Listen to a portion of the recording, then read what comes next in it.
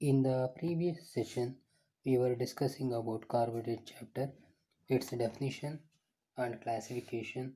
Now we are going to continue with the biomedical importance of carbohydrates.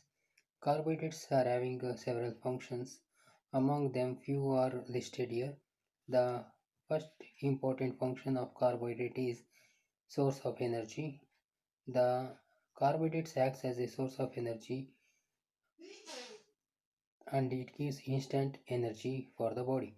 Especially erythrocytes and brain cells are completely dependent on glucose for energy. And second is energy storage. The carbohydrates can also be stored in the form of glycogen in animals and starch in plants. So these storage forms will help in the deprived condition of glucose. These are utilized for glucose to get energy, and it also acts as structural components. Carbohydrates combining with other molecules like proteins forms glycoprotein, and with lipids forms glycolipids are components of cell membrane structure and are involved in various functions like receptor function, cell growth, cell adhesion, recognition of molecules, and so on. It also forms a matrix of connective tissue such as glycans. Carbohydrates, the structural function is vast and it is involved in various type of structural components as mentioned. And carbohydrates structural components of many organisms like cell wall of bacteria and also exoskeleton of insects. And the carbohydrates are also acts as a dietary fiber. The cellulose and hemicellulose acts as the dietary fibers which are non-digestible and acts as roughage and provide various type of health benefits. So these dietary fibers are very important for normal physiological functioning. Next is precursors. Glucose is a precursor of all carbohydrates in the body. Various type of compounds are going to be produced from the glucose such as ribose, deoxyribose and galactose. By conversion with the help of chemical reactions, glucose gives rise to these compounds. Glucose is precursor of synthesis of some amino acid also, where certain amino acids are also going to be synthesized from the carbohydrates. So these are the listed some of the few importance of carbohydrates. Now we are going to detail into the monosaccharides. The mono means single, saccharide means sugar unit. They are simplest of carbohydrate and they cannot be further hydrolyzed to smaller units. That means the monosaccharides can be directly absorbed from the intestine. They know and they doesn't undergo digestion. A digestion process involves hydrolyzation with the help of enzymes. So this glucose is no need of undergoing digestion and hence directly absorbed and readily absorbed from the small intestine and gives instant energy.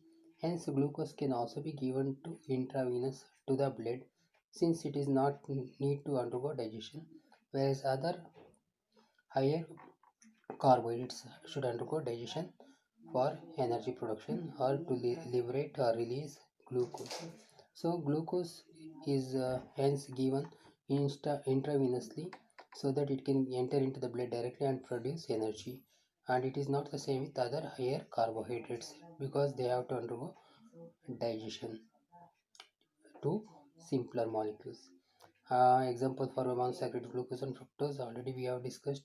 Monosaccharides are building blocks of higher carbohydrates. So these monosaccharides give rise to higher carbohydrates like oligo and polysaccharides.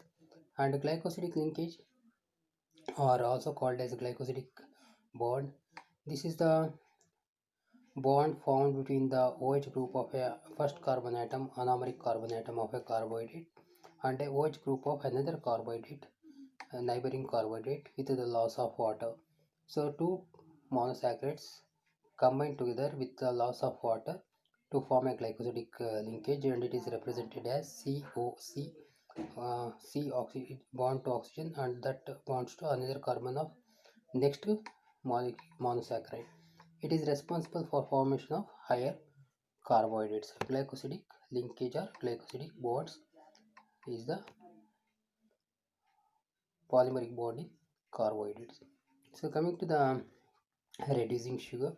So in carbohydrates there are two types of carbohydrates are also called as sugars. There are two types: reducing sugar and non-reducing sugar based on the chemical properties. Reducing sugar is capable of acting as a reducing agent because it has a free aldehyde or keto group, and it can react with Benedict's reagent. Uh, when you perform Benedict's test, it shows color change, eh, indicating it is a reducing sugar. And example for these are glucose, fructose, maltose, and lactose. And whereas non-reducing sugar doesn't have a free aldehyde or keto group, and they cannot be reduced with Benedict's reagent, and hence they doesn't undergo any color change when you perform Benedict test. Example sucrose. Sucrose is a non-reducing sugar, and Benedict test is going to be explained in the at the end of this session. Coming to the disaccharide, and disaccharides, they are the molecules formed with the polymerization of or linkage between two monosaccharides. So first we are adding three disaccharides, and we are going to start with the maltose, which is also called as malt sugar. It consists of two glucose molecules. So maltose aromat, you can see with the help of maltase enzymes releases glucose and glucose. Hence it is made up of two glucose molecules. And the source of maltose is germinating seeds, cereals, and malt. And lactose is also called as milk sugar. It consists of galactose and a molecule of a glucose. So hence you can see lactose give rise to galactose and glucose in presence of enzyme lactase. And source of the lactose is milk and milk products. Lact means milk in Greek or Latin words, um, and it is rich in milk products. Coming to the sucrose, sucrose is also called as table sugar, cane sugar, or invert sugar. It consists of two monosaccharides, namely glucose and fructose. So sucrose gives rise to glucose and fructose in presence of enzyme sucrase. Or sucrase is also called as invertase. So the source of sucrose is sugar cane, beetroot, sugar, and it is a non-reducing sugar since it doesn't have pre-aldehyde or keto group.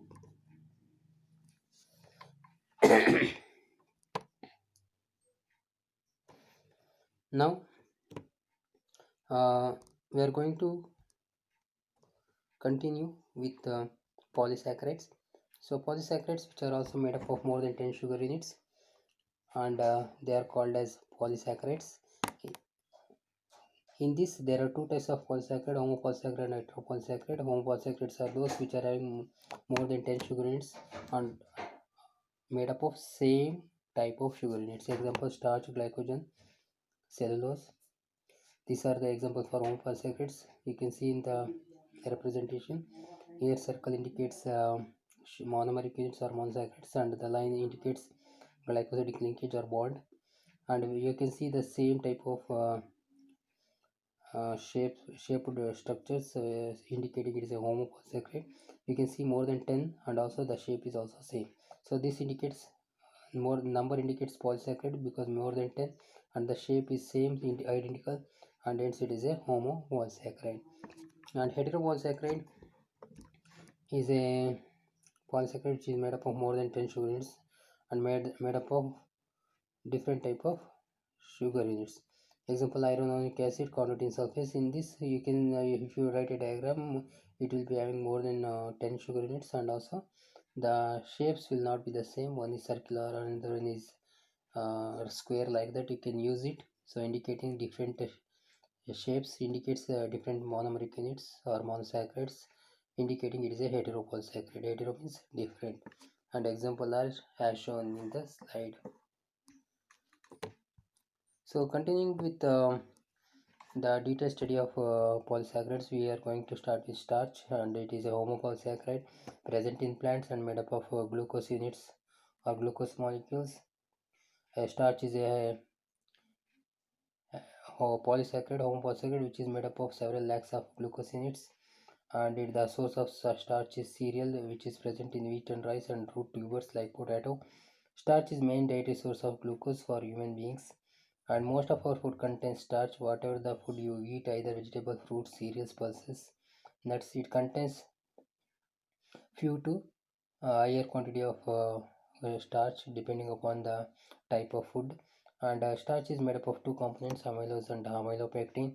The amylose is a straight chain non-branched helical structure as is shown in the representation. It is a polymer of glucose with a straight chain and no branches, and it forms 25% of the starch and water soluble and forms a helical structure. Glucose bonded with one glucose to another with alpha 1,4 glycosidic linkage. It has around 60 to 600 molecules in chain. And the second component of the starch is amylopectin, which is made up of glucose, but it is having branched structure, which is 75% of the starch and water insoluble. Here you can see the linear structure with the alpha 1,4 linkage, and branching can be seen in alpha 1,6 glycosidic linkage at every 24 to 48 glucose molecule residues. So you can see in the end the branching points for amylopectin is for 24 to 30 glucose molecules as representation show. There's a linear chain and you can see the branching at 24 and 48. So these both amylose and amylopectin comprises of starch. Next is cellulose. Cellulose is mainly cell wall polysaccharide of plants made up of beta glucose units. It's a linear glucose chain linked by a beta 1,4 glycosidic linkage. Here beta glucose can be seen, whereas in starch and glycogen we can see alpha glucose, but cellulose contains beta glucose. And this cellulose cannot be digested due to absence of enzyme cellulase. This enzyme is not present in human beings. It is present in ruminating animals like cow. The cow can digest the grass, but humans cannot because we don't have cellulase. And this cellulose is present in more quantity in plants in cell walls, and they act as common dietary fiber in the food. Even though the green vegetables are not going to be digested, we are going to utilize different types of green vegetables, palak, and then spinach. All these various type of several types of green vegetables are utilized in our diet.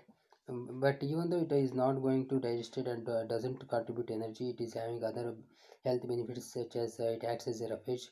It helps in the peristalsis, means food movement, and also it helps in the formation of soft tools and helps in the defecation, which is easy to eliminate, and also prevent constipation and also prevent colon cancer. So these are the other health benefits of cellulose, which is also called as dietary fiber. Next is Benedict test. This Benedict test is a test conducted to identify whether the given sample is a carbohydrate or not. So whichever the sample you get, you can perform this test to identify or to detect whether carbohydrate present or not. In this, you have to take 5 ml of Benedict solution and few drops of sample and boil and cool.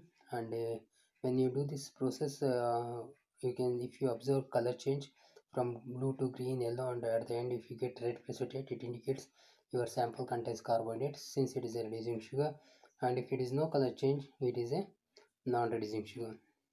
So it is a test for reducing sugar, whereas for carbohydrates present or absent, you have to do Moll's test. This is only to identify whether it's a reducing or a non-reducing sugar.